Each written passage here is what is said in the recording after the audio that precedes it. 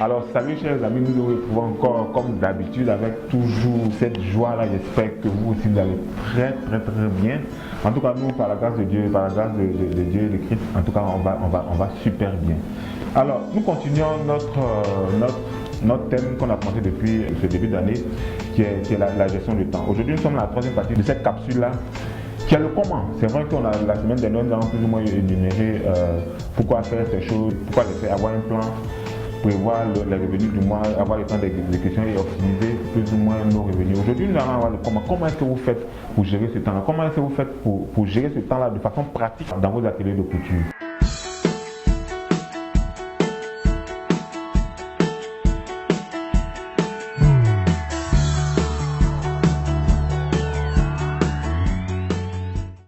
Le premier point que j'ai énuméré aujourd'hui, c'est de faire la facturation. Si vous voulez, la facturation de vos produits, ou alors, si vous ne pouvez pas faire la facturation, faites déjà le coût de revient de chaque produit.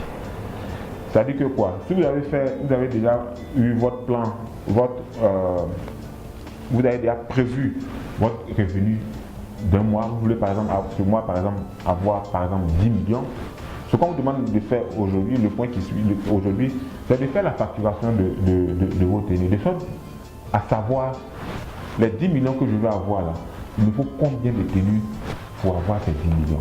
Si vos tenues, une de vos tenues fait 100 000, que vous voulez 10 millions, vous divisez les 10 millions par 100 000. Si vous voulez 200 000, je prends un exemple tout bête, si vous voulez 200 000, qu'une de vos pièces fait par exemple 10 000, vous n'avez qu'à facturer les 200 000 là par le coût, par la facture, par le coût de votre produit.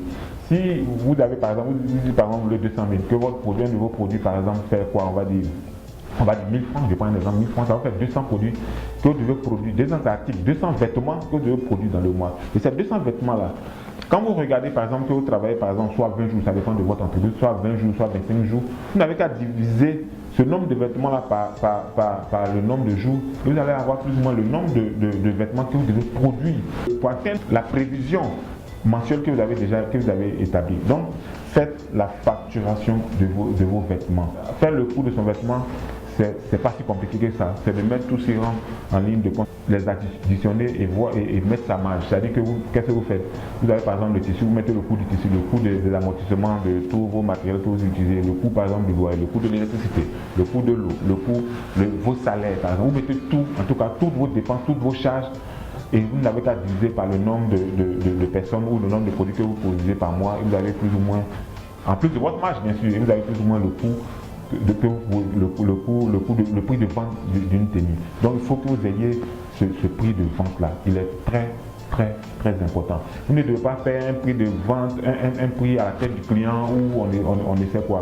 Il faut toujours, c'est vrai que comme nous sommes dans un même métier, on va dire un peu libéral et où il y a beaucoup de contacts, nous sommes souvent tentés de faire des rabais, de faire des prix en guillemets à la tête du client. Alors c'est vrai que ça peut se faire, mais il faut toujours avoir une marge. Il faut toujours avoir une marge que vous ne pouvez pas dépasser. Il faut toujours avoir une marge limite. Si vous n'avez pas cette marge limite là, vous allez faire des prix à perte. Vous allez faire des coûts des vêtements et ne pas pouvoir vous en sortir. Pourquoi? Parce que vous engrangez, vous touchez de l'argent, mais au final, tout cet argent rentre dans la production, rentre dans les charges et vous n'avez rien du tout. Soit parce que vous n'avez pas mis votre marge dessus, ou bien soit vous avez mal calculé votre prix de revient, le prix de revient de vos vêtements. Donc, vous devez en tout cas connaître le prix de la facturation. Il est très important. Il est très important d'avoir cette limite, ce tarif limite là.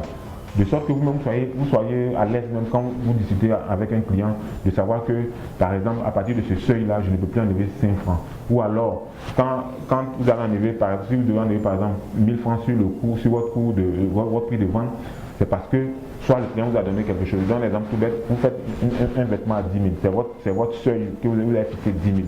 Et le client par exemple vous dit non, moi je ne veux pas 10 000, je veux 8 000. Qu'est-ce que vous pouvez donner encore? Puisque c'est une discussion, ce n'est pas, c'est une discussion.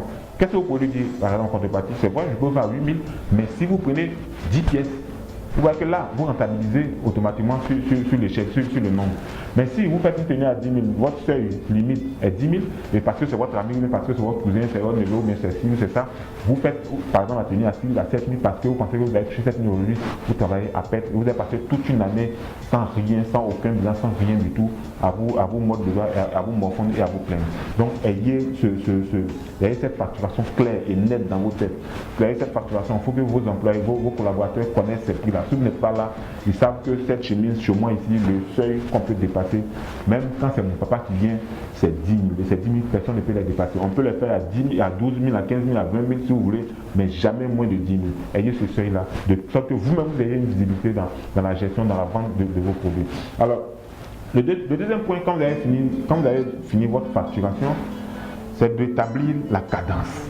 La cadence, c'est quoi? C'est le nombre de productions, soit journalière, soit hebdomadaire, soit journalière, soit par heure ou par minute. Je dis par minute, puisqu'on peut produire par exemple une chemise en 10-20 minutes, donc ça peut être par minute. Mais sinon, établissez la cadence. Pourquoi vous établissez la cadence? Vous avez prévu par exemple faire 200 tenues par mois. La cadence vous dit que chaque jour, vous sortez 3 tenues. Vous n'avez qu'à multiplier ces 3 tenues-là par les 20 jours. Vous savez que ça vous fait 60 tenues. Vous ne pouvez jamais en aucun cas atteindre ce que vous êtes fixé. Ou alors, vous pouvez comment on va dire ça, par exemple, prévoir des heures sup pour pouvoir atteindre l'objectif que vous vous êtes fixé. Sinon, vous savez très bien que vous n'allez pas pouvoir le faire. Donc, établissez cette cadence-là, connaissez cette cadence. La cadence-là, vous allez pouvoir la faire. Pourquoi? Parce que vous connaissez déjà le temps d'exécution dans la vidéo passée. Vous connaissez votre temps d'exécution. Quand vous connaissez votre temps d'exécution, vous pouvez planifier, vous pouvez maintenant établir une cadence. Si par exemple, vous savez que vous faites une chemise en quoi? En 1 heure du temps, vous travaillez 8 heures. Vous travaillez 8 heures, ça vous fait 8 chemises par jour. Vous multipliez par exemple d'emplois. Si vous avez 8 chemises par jour, que vous avez 2 emplois, ça vous fait 7 chemises. Si vous faites 8 chemises par jour avec 4 employés, ça vous fait 32 chemises, ainsi de suite. Vous allez pouvoir établir un bon rendez-vous par rapport à cette cadence-là que vous allez pouvoir établir. Alors le troisième point, c'est quand vous connaissez maintenant votre cadence, c'est de faire maintenant, de planifier les commandes que vous avez. J'espère que je me fais comprendre. Vous avez déjà prévu votre budget, votre revenu du mois. Et après, vous établissez, vous avez un temps d'exécution de chaque pièce. Après le temps d'exécution, vous avez maintenant établi la cadence. Quand vous avez établi la cadence, après, vous planifiez maintenant la commande que vous avez. Comment vous planifiez? Vous savez que vous faites 8 chemises par jour. Vous devez faire 200 chemises. Vous dites par exemple que chaque semaine, puisque je fais 8 chemises par jour, voilà, chaque 2 jours, voilà où je dois être. Je dois être à 30 chemises, à 40 chemises, à deux corsages, à 2 costumes, soit si les camisoles, si c'est des robes. Vous devez pouvoir planifier maintenant correctement votre commande. Mais toujours en laissant une marge de manœuvre, mais pas que si après, parce que nous avons aussi pas mal des aléas, des coupures de courant par exemple, ou par exemple des employés qui sont malades, donc vous devez pouvoir laisser toujours une petite marge de manœuvre pour pouvoir faire ce planning-là.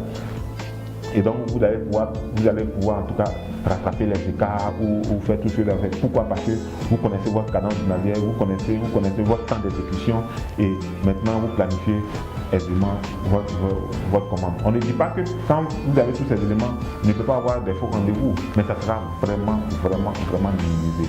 Et donc, après la planification de la commande, ce qu'il faut faire, qui est très impératif là, qui est très important, c'est de suivre avec rigueur tout ce que vous avez planifié, de suivre maintenant avec rigueur votre planning et la gestion de ce temps-là.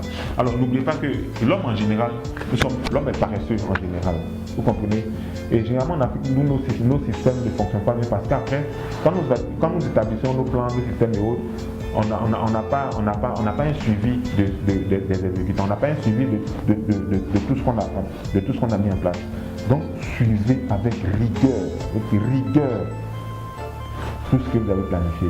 Vous allez voir qu'après les choses vont couler des sources, vous n'avez même pas besoin d'être là et tout va se faire. Alors le dernier point pour finir, c'est que vous savez dans la confection, il y a pas mal d'opérations, il y a pas mal de tâches à faire.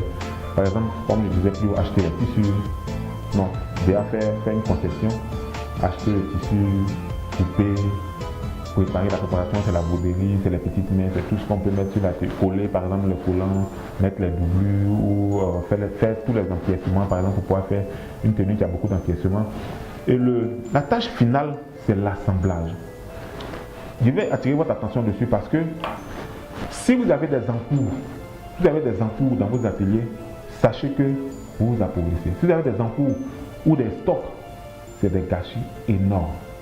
Parce que qu'est-ce qui se passe? Les gens viennent à mon bureau et se plaignent chaque fois. Vraiment, le mois fini, je vois mon agent, le repas, et là, je n'arrive même pas à subvenir à mes charges. La question que je pose, est-ce que tu as des encours? Et c'est toujours oui, il y a des encours, soit parce qu'on n'aurait pas tous les détails de la commande, soit parce qu'on n'a pas eu de tissu, soit parce qu'on a entamé, j'étais occupé, j'ai fait autre chose. Alors, ces encours-là, tant que ce n'est pas fini, aucun client ne peut vous payer. C'est pas parce que vous avez coupé un tissu qu'un client va vous donner son argent. Non, pas du tout. C'est pas parce que vous avez fait un croquis, un très beau croquis, qu'un client va vous donner son argent. Non, pas du tout. Ce qui donne la valeur ajoutée au produit, c'est quand il est fini. C'est quand il est cousu, c'est quand il est assemblé. C'est pour cela que quand vous allez établir votre cadence, misez beaucoup sur l'assemblage. C'est l'assemblage qui est important. Prenez le temps d'assemblage.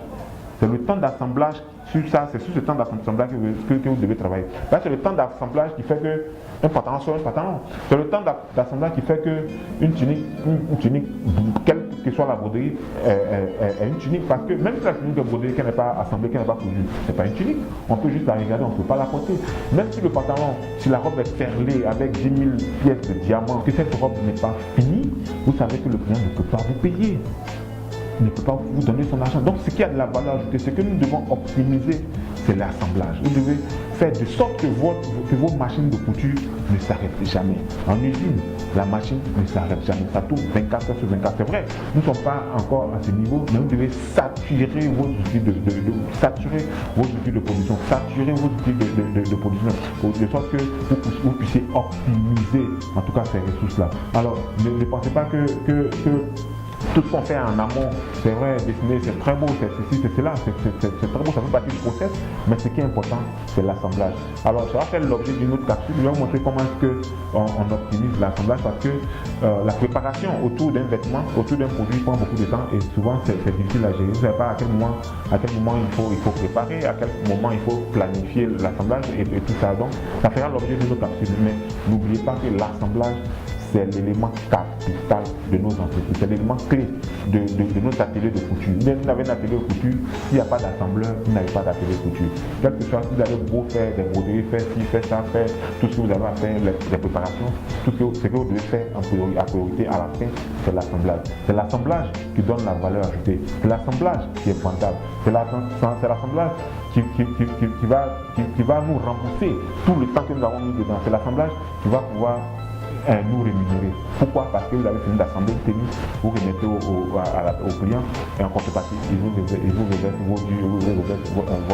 votre cash. Et c'est là que vous allez sentir que vous venez de faire un boulot. Sinon, ce n'est pas tout ce qui est autour. Non, le plus important, c'est l'assemblage.